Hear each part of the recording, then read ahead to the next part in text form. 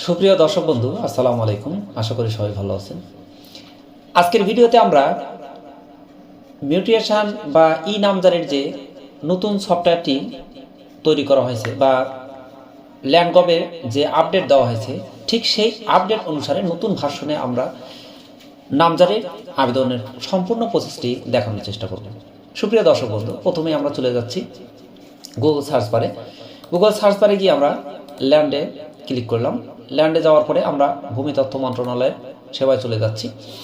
যাওয়ার পরে দেখুন সম্পূর্ণ কিন্তু নতুন আঙ্গিকে সাজানো হয়েছে।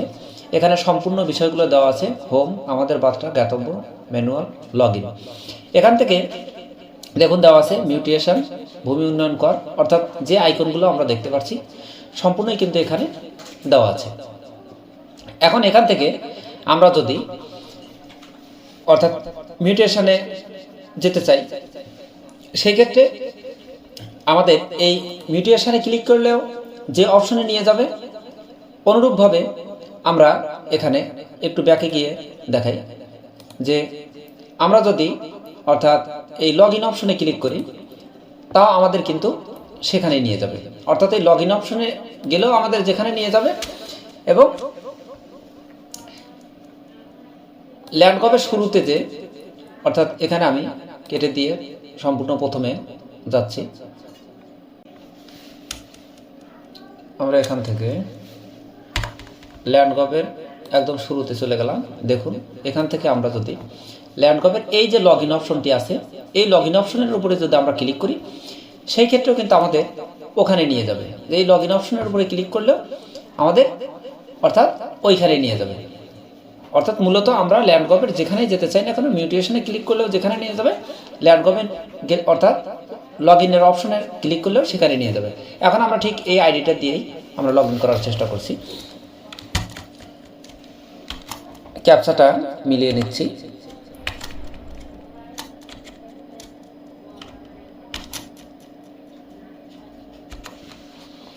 এরপরে লগ ইন অপশনে আমরা ক্লিক করে দিলাম। লগ ইন অপশনে ক্লিক করার পর দেখুন ঠিক ওয়েবসাইটটা খুব সুন্দর করে এখানে কিন্তু সাজানো হয়েছে।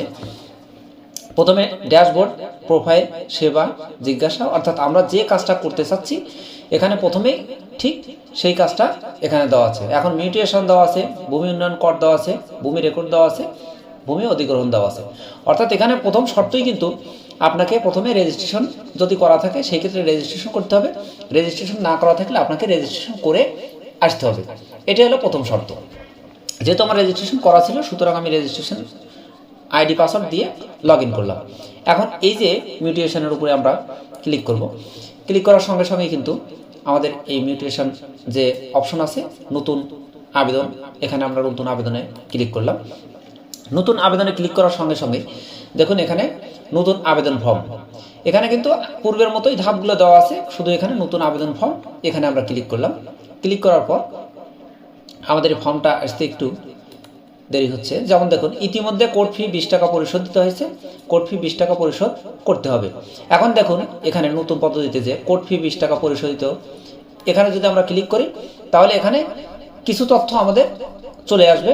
শুধু বিভাগ, জেলা এবং উপজেলা নির্বাচন করে মোবাইল নাম্বার, ঠিকানা অলরেডি চলে আসছে। পরবর্তী ধাপে ক্লিক করলে আমাদের একটি ওটিপি আসবে। ওটিপি দেওয়ার পরে আমাদের ভেরিফাই হবে এবং যে 20 টাকা আমরা কোর্ট ফি দিতে চাচ্ছি সেই 20 টাকা আমাদের কোর্ট ফি প্রদান করতে হবে।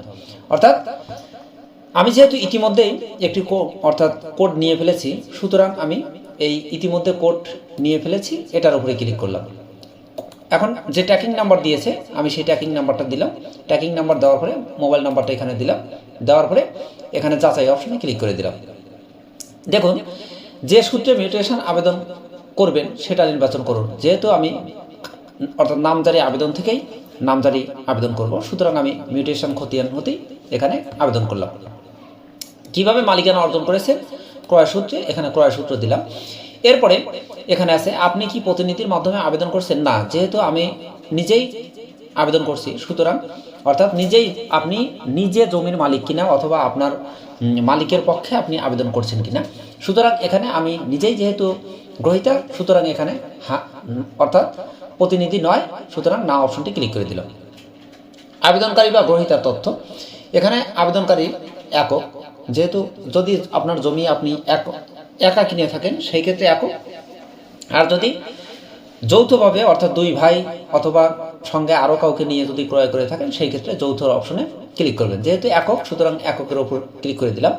এখন দেখুন এখানে কিন্তু চাওয়া হয়েছে যে আবেদনকারীর তথ্য, যে জাতীয় পরিচয়পত্র অনুসারে এখানে প্রাপ্তবয়স্ক, অপ্রাপ্তবয়স্ক, প্রবাসী, বীর মুক্তিযোদ্ধা, এখানে প্রাপ্তবয়স্ক ক্লিক করে দিলাম। এখন দেখুন এখানে ছবি দিতে হবে, জাতীয় পরিচয়পত্র নাম্বার এবং জন্ম তারিখ, নাম, বাবার নাম, মাতার নাম সব কিছুই অটো আসবে, শুধু লিঙ্গটা ক্লিক সেট করতে হবে। ইমেল দিতে হবে, মোবাইল নাম্বার, বিভাগ, জেলা, উপজেলা, ঠিকানা, অর্থাৎ পূর্বের মতোই ঠিক এগুলো দিয়ে সংরক্ষণ বাটনে ক্লিক করলে এটা সংরক্ষণ হয়ে যাবে। এরপরে আমরা আসছি যে দলিলের ভিত্তিতে মিউটেশন আবেদন করছেন, অর্থাৎ আপনার নামের যে দলিল সেই দলিলের এখানে কিন্তু দলিলের নাম্বার দিতে হবে, দলিলের তারিখ দিতে হবে, দলিলের মূল্য দিতে হবে এবং দলিলের পৃষ্ঠা সংখ্যা কত সেটা এখানে টাইপ করতে হবে। এরপরে জেলা, উপজেলা অর্থাৎ সাব রেজিস্ট্রারের নাম এখানে ক্লিক করলে সবগুলো দেখাবে। এখানে সাব রেজিস্ট্রারের নাম এবং সংযুক্ত দলিলটা অবশ্যই এখানে কিন্তু বলা আছে দলিলে শুধুমাত্র প্রথম পৃষ্ঠা উভয় পাশের স্ক্যান সহ মূল দলিল, অবিকল নকল দলিলের স্ক্যান কপি সংযুক্ত করতে হবে। ফটোকপি অর্থাৎ ফটোকপি থেকে স্ক্যান করা চলবে না। সুতরাং এগুলো পূরণ করার পর আমরা অরিজিনাল দলিল থেকে বা অবিকল নকল থেকে স্ক্যান করে এখানে পিডিএফটি দিতে হবে। এখানে ক্লিক করার সঙ্গে সঙ্গে কিন্তু আমাদের যে পিডিএফগুলো আছে এখান থেকে আমাদের পিডিএফ এখানে সংযোজন করা যাবে। এরপরে আসছি আমরা দলিল অনুযায়ী আবেদনকৃত জমির তফসিল, অর্থাৎ যে এখানে উপরের যে তথ্য দিয়েছি সেই অনুপাতে আমাদের এখানে জমির তথ্য সংযুক্ত। এখানে ক্লিক করার সঙ্গে সঙ্গেই কিন্তু অর্থাৎ কোন মৌজা সেই মৌজা অনুসারে এখানে যখনই আমরা ক্লিক করব উপরের তথ্য অনুসারে এগুলো ভেরিফাই করতে হবে। 101 নাম্বার আমরা দিলাম, 101 নাম্বার জমির তথ্য, যেহেতু অনুগ্রহপূর্বক উপরে দেওয়া হয়নি সুতরাং এখানে জমির তথ্যগুলো ভেরিফাই করা সম্ভব হচ্ছে না। অর্থাৎ উপরে যখন পূরণ করা যাবে তখন নিচেরগুলো অর্থাৎ অটো কিছু চলে আসবে, সেখান থেকে শুধু সিলেক্ট করতে হবে। এরপর প্রদানকারী দাতার তথ্য, এখানে যখন আমরা উপরে দেব তখন এই প্রদানকারী দাতার তথ্য ঠিক নিচে চলে আসবে। আসার পরে আমরা এখানে এই যে নিচে যে অপশন যে কলমি নকশা অর্থাৎ হাতে অঙ্কন করে আপনি নকশা দিতে পারেন অথবা প্যান্টাগ্রাফ থাকলে সংযুক্ত, অর্থাৎ যদি নকশার মধ্যে কোনো প্যান্টাগ্রাফ দেওয়া থাকে সেটা এখানে সংযুক্ত করতে হবে। এবং অন্যান্য ডকুমেন্টস, এই অন্যান্য ডকুমেন্টসের মধ্যে অবশ্যই আপনি খাজনার চেক, এরপরে আইডি কার্ড, এরপরে যদি ভায়া দলিল থাকে সেটা, অর্থাৎ অনুরূপভাবে এরকম যে বিষয়গুলো দেওয়া আছে সেগুলো আপনি সুন্দর করে পিডিএফ করে এখানে সংযুক্ত করবেন এবং সংরক্ষণ পরবর্তী অপশনে ক্লিক করলে আমাদের পরবর্তী ধাপে নিয়ে যাবে। আর খসড়া দিতে চাইলে খসড়া দিতে হবে। ঠিক নতুন আঙ্গিকে কিন্তু এভাবেই সুন্দর করে সফটওয়্যারটি সাজানো হয়েছে। সুপ্রিয় দর্শক বন্ধু, এভাবেই নতুন আঙ্গিকে আমরা মিউটেশন আবেদনটি করতে পারবো। সুপ্রিয় দর্শক বন্ধু, এই ছিল এখনকার মতো। নেক্সট আপডেট দেখার নিমন্ত্রণ জানিয়ে বিদায় নিচ্ছি। সবাই ভালো থাকুন, সুস্থ থাকুন। আল্লাহ হাফেজ।